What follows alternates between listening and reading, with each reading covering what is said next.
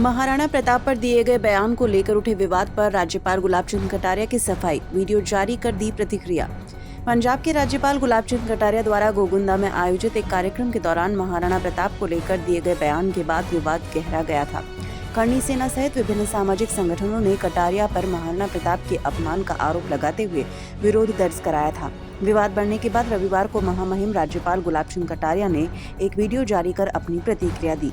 कटारिया ने कहा कि उनके बयान को शुरुआत से अंत तक ध्यानपूर्वक और पूरा सुना जाना चाहिए ताकि उनके भाव और आशय को सही तरीके से समझा जा सके।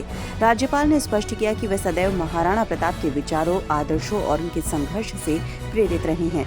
उन्होंने कहा कि उनके शब्दों को तोड़ मरोड़ कर प्रस्तुत किया गया, जिससे गलतफहमी पैदा हुई है। कटारिया ने दोहराया कि महाराणा प्रताप के प्रति उनके मन में गहरा सम्मान है और वे उनके जीवन मूल्यों के समर्थक रहे हैं। अपने विधायक बनने के बाद से उन्होंने महाराणा प्रताप के यश और गौरव को फैलाने का प्रयास किया है। ऐसे में महाराणा प्रताप का अपमान वो कभी कर ही नहीं सकते। उन्होंने सभी से अपील की है कि किसी भी बयान पर प्रतिक्रिया देने से पहले उसके संदर्भ और भावार्थ को समझना आवश्यक है ताकि अनावश्यक विवाद से बचा जा सके। आप भी सुनिए क्या कुछ कहा महामहिम कटारिया ने। आदरणीय बंधुओं, मेरे चंडीगढ़ के निकल जाने के बाद मेरे बयानों को लेकर के कई तरह के प्रश्न खड़े किए गए। मेरी आप सबसे विनम्र प्रार्थना है कि मेरा भाषण शुरू से लेकर आखिर तक एक बार आप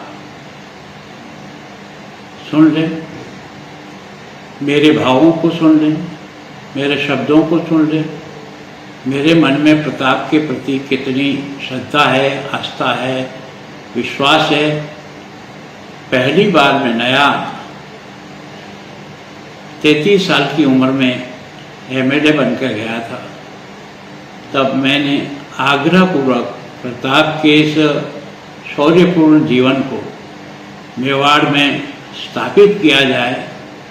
घर घर गांव-गांव लोगों के मन में प्रताप की उस जीवन को लोग नज़दीक से देख सकें, उसके लिए मुख्यमंत्री भैरव सिंह जी से निवेदन करके पहली बार मेवाड़ कॉम्प्लेक्स योजना 77 से लेकर 80 तक ही राज रहा था, पर हमने उसको स्वीकृत कराया और उसके कारण से ही आज कुंभलगढ़ का विकास, गोगुंदा का विकास, चावंड का विकास, हल्दी घाटी का विकास उसके बाद शुरुआत हुई। मैंने उस विषय को ही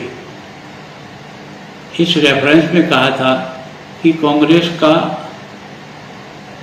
47 से लेकर के 77 तक सरकारें रही, लेकिन प्रताप के जीवन को ऊंचाई पर ले जाने के लिए किसी भी प्रकार का काम नहीं हुआ।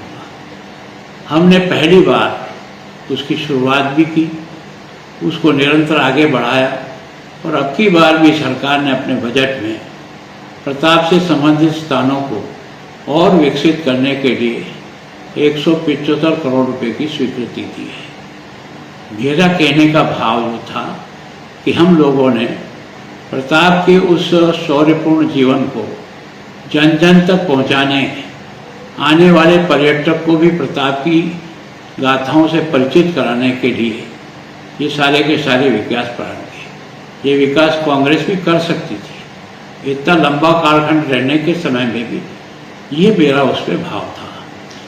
मैंने ये जो शब्द प्रयोग किया कि हमने प्रताप को जिंदा किया, इसके आगे और पीछे की बात को आप सुनिए कि कांग्रेस ने इस बारे में प्रताप के जीवन को जन सामान्य तक और दुनिया तक पहुंचाने के लिए जिस प्रकार की आज मेवाड़ नहीं, दिल्ली में भी स्टैचू बनी है, गुजरात में भी बनी है, बंगाल में भी बनी है, हर जगह प्रताप का जिस प्रकार का हुआ है उसको बढ़ाने का प्रयत्न किया। मेरा ऐसा कोई भाव नहीं था।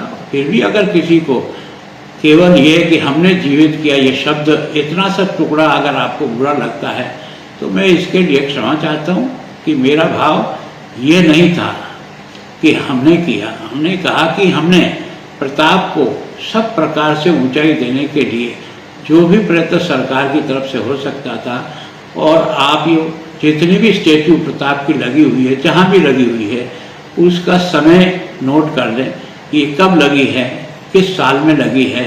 गांव-गांव में प्रताप का ये जो मान और सम्मान है, ये हमारे उस अभियान को प्रारंभ करने के बाद में है या उससे पहले से है। तो थोड़ा सा मेरे भाव भी आपको ठीक लगेंगे। मेरा तो आपसे आग्रह है कि छोटी छोटी बातों पर प्रताप के प्रति मेरे मन में कितना सम्मान है। मैं इतने सालों से प्रताप जयंती पर जो कार्यक्रम नगर पालिका तो बाकी सबके सहयोग से, समाज के, आप ही के समाज के सहयोग से जो कर रहे थे, कब शुरू किया, कब इसको हमने कहाँ तक ले जाने का प्रयत्न किया। अगर सम्मान नहीं होता तो क्या ये कार्यक्रम हम नगर परिषद के अपने बजट से और फंड से इस प्रकार के कार्यक्रमों का आगे बढ़ा सकते थे। मैं सोचता हूँ कि मेरा जो विषय है, मैं चाहता हूँ कि मेरा पूरा भाषण शुरू से लेकर आखिर तक सुनने के बाद फिर आप और कोई आपका सुझाव हो तो मुझे ज़रूर दो, मैं उसे स्वीकार करूँ।